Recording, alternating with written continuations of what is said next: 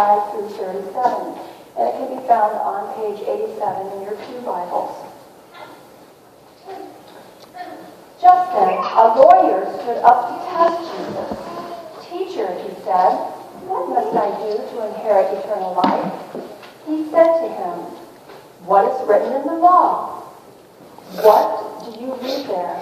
And he answered, "You shall love the Lord your God with all your heart and with all your soul and with your strength and with all your mind, and your neighbor as yourself." And he said to him, "You have given the right answer. Do this and you will live." But wanting to justify himself, he asked Jesus, "And who is my neighbor?" Jesus replied, "A man was going down from Jerusalem to Jericho and fell into the hands of robbers who stripped him, beat him, and went away, leaving him half dead. Now by chance, a priest was going down that road, and when he saw him, he passed by on the other side. So likewise, a Levite, when he came to the place and saw him, passed by on the other side. But a Samaritan, while traveling, came near him, and when he saw him, he was moved with pity.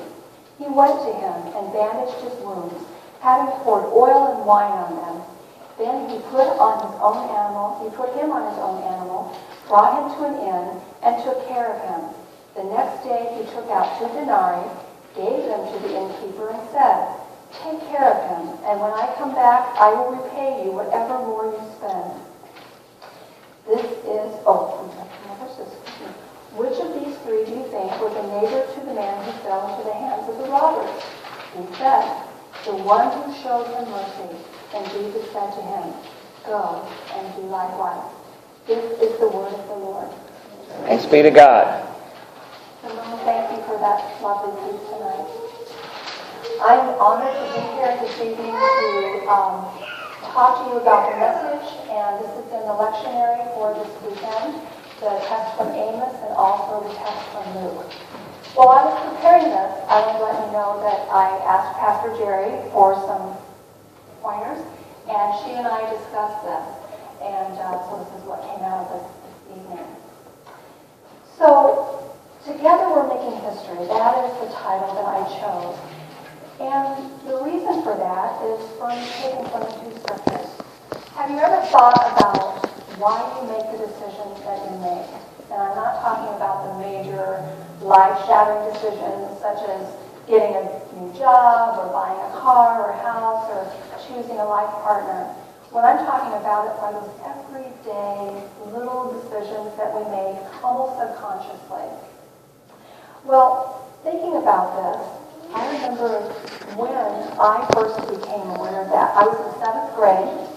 I grew up in a Methodist church in East Central Illinois, a little town of 300 people, and I had a Sunday school teacher called Lee Edward Fisher who taught 3 or 4 of us in his 7th grade class about how important it was making decisions and how even the littlest things can make an important impact. And so that was the first time I remember, maybe what I do does make a difference.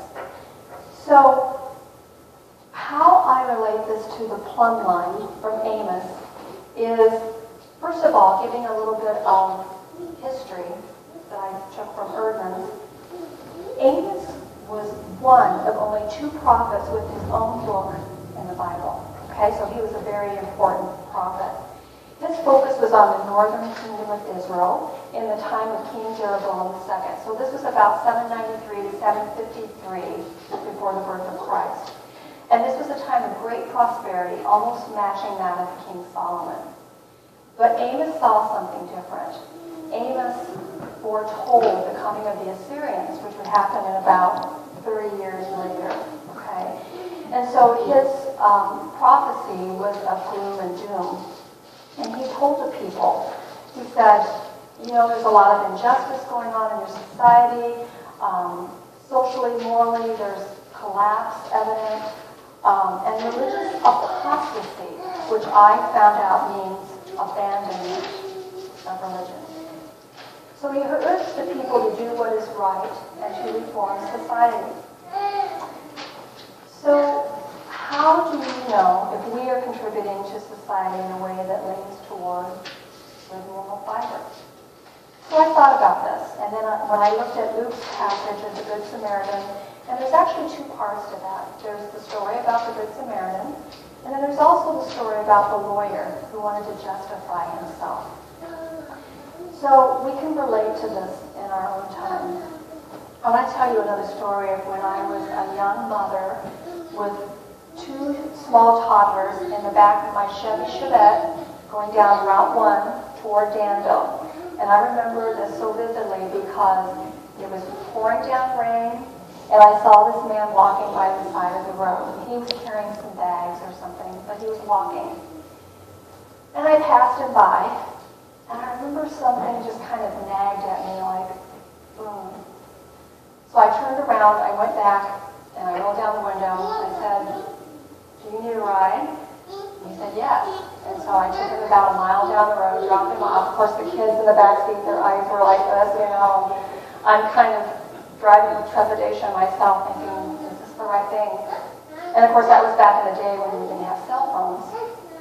So I dropped him off. He was very thankful, and I felt good. So later that evening, I was telling my husband about it, and he wasn't so thrilled about it, as you might well imagine. And he promised me never to pick up hitchhikers again. So if we relate this to the story of the Good Samaritan, you know, those were good people who passed the ill or the sick man on the side of the road, right? One was like a priest, the other was a high-standing person in society. And it makes you wonder, doesn't it? Like, why did they go the other way? You know, were they busy? Were they in a hurry? Did they just not see him? Did they maybe see him but maybe not know what to do? Were they afraid? So we don't really know.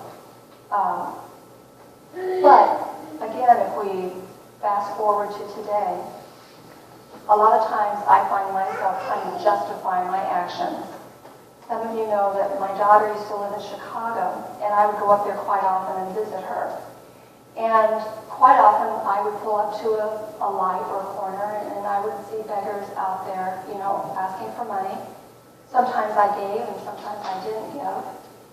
Sometimes I even thought, is this a hoax? You know, is this legitimate? What are they going to use the money for? But see, then I'm trying to justify it. And that's the thing, is that we don't always know the details, nor do we need to know the details. We're Christians, so Jesus' message to us is, we have to be held to a higher standard. And is it difficult? Of course it's difficult. Do we make the right decisions all the time? No, of course not. But we do have Jesus to be our guide. And that's why I love the Psalms tonight that you picked, Joe, because I think they go right along with this passage. If you look at the lectionary as well, our third text today is from Colossians. And that kind of ties everything together. That's Paul's letter to the church in Colossae. He instructed them not to listen to false teachers. And just to give you a little background with that, Colossae was a small town in the beautiful Lycus Valley. I've never been there, but apparently it's what's today in modern Turkey. The trouble at Colossae was syncretism. And what that means is a tendency to introduce ideas from other philosophies and religions on a level of Christian truth, which might be also our greatest temptation today. So how do we know what is right? How do we live up to the plumb line? We have the tools. We have His Word, the Bible. We have each other studying it, listening to God through our hearts so that we're not imposing our own judgments on others. We're able to be a good neighbor, and possibly to those by whom our help they would least expect. You know, Pastor Jerry also pointed out to me that the Good Samaritan is someone that I never even thought about before, and that is Jesus. The good news is that God is with us. Understand that it is our duty to strive to the plumb line, but God knows that we are not perfect, and therefore we don't have to be anxious, because Jesus is perfect for us. All we have to do is believe in him and try to love our neighbors as ourselves all of our lives. So Christians, keep up the good fight, because together we're making